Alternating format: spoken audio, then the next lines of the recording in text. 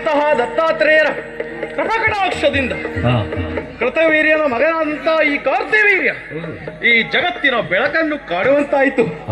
ಇಲ್ಲವಾದರೆ ನಮ್ಮ ತಾಯಿಯವರು ಮಾಡಿದಂತಹ ಯಾವುದೋ ಒಂದು ತಪ್ಪಿನಿಂದಾಗಿ ಕರವೇ ಇಲ್ಲದ ಶಿಷ್ಯವಾಗಿ ಹುಟ್ಟಿದೆ. ಅದರಿಂದ ನೊಂದಂತಹ ಬೆಂದಂತಹ ನಮ್ಮ ತಾಯಿಯವರು ಏನು ಮಾಡುವುದೆಂದು ದಿಕ್ಕು ತೋಚದೆ ನಮ್ಮ ಕುಲಗುರುಗಳಾದಂತಹ ದತ್ತಾತ್ರೇಯರ ಬಳಿಗೆ ಹೋಗಿ ಅವರ ಕಾಲಡಿಯಲ್ಲಿ ನನ್ನನ್ನು ಹಾಕಿದಳು. ಒಂದಲ್ಲ ಎರಡಲ್ಲ 14 ವರ್ಷಗಳ ಕಾಲ ಅನನ್ಯ ಭಕ್ತಿಯಿಂದ ಗುರುಗಳ ಸೇವೆಯನ್ನು ಮಾಡಿದಳು. ಅವಳ ಸೇವೆಯಿಂದ ಮೆಚ್ಚಿದಂತಹ ದತ್ತಾತ್ರೇಯನು ಕಣ್ಣನ್ನು ಬಿಟ್ಟು ಮಗಳೇ ನನ್ನಿಂದ ಏನಾಗಬೇಕು ಎಂದು ಕೇಳಿಕೊಂಡಾಗ ಕರವಿಲ್ಲದ ಶಿಶುವಿಗೆ ಕರವನ್ನು ಕರುಣಿಸುವಂತೆ ಪ್ರಾರ್ಥಿಸಿದಳು.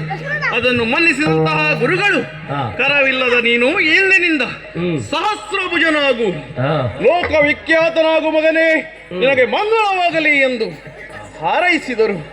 ಅಷ್ಟೇ ಅಲ್ಲದೆ ಇನ್ನೂ ಒಂದು ಮುಖ್ಯವಾದಂತಹ ಮಾತನ್ನು ಕೂಡ ಹೇಳಿದ್ದಾರೆ. ಅದೇನೆಂದರೆ ಈ ಜಗತ್ತಿನಲ್ಲಿ ಇರುವಂತಹ ವಿಪ್ರರನ್ನು ಎಂದಿಗೂ ಹಿಂಸಿಸಬೇಡ, ಅವರಿಗೆ ತೊಂದರೆಯನ್ನು ಕೊಡಬೇಡ, ಪ್ರೀತಿ ಗೌರವದಿಂದ ನಡೆದುಕೋ ಎನ್ನುವುದಾಗಿ. ಅದಾದ ನಂತರ ಗುರುಗಳಲ್ಲಿಯೇ ವಿದ್ಯಾಭ್ಯಾಸವನ್ನು ಕಲಿತೆ ವಿದ್ಯಾಪಾರಂಗತನಾಗಿ ಪ್ರಾಯ ಪ್ರಬುದ್ಧನಾಗಿ ಗುರುದೆಡೆಗೆ ನಡೆದಾಗ ನನ್ನ ತಂದೆ ತಾಯಿಯರು ಈ ಮಾಹಿಷ್ಮತಿಯ ಪಟ್ಟಾಭಿಷೇಕವನ್ನು ನನಗೆ ಮಾಡಿ ವಾನಪ್ರಸ್ಥಾಶ್ರಮಕ್ಕೆ ತೆರಳಿದರು. ಅದಾದ ನಂತರ ತಂದೆ ತಾಯಿಗಳ ಆಶ್ರಯದಂತೆ ಈ ಪ್ರಜೆಗಳ ಸುಖವನ್ನು ಕಾಪಾಡಿಕೊಂಡು ಬಂದಿದ್ದೇನೆ. ಆದರೆ ಗುರುಗಳೇ ಹೇಳಿರುವಂತೆ ಲೋಕವಿಖ್ಯಾತನಾಗು ಮಗು ಎನ್ನುವುದಾಗಿ. ಲೋಕವಿಖ್ಯಾತನಾಗಬೇಕಾದರೆ ನಮ್ಮಂತ ರಾಜರು ಏನು ಮಾಡುತ್ತಾರೆ? ಈ ಲೋಕದಲ್ಲಿರುವ ಎಲ್ಲರಿಗೂ ನಾನು ಯಾರು ಏನು ಎಂದು ಗೊತ್ತಾಗಬೇಕು.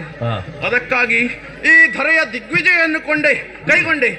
ಅಲ್ಲಿ ಏನು ಮಾಡಿದೆ ಬಲ್ಲಿರಾ?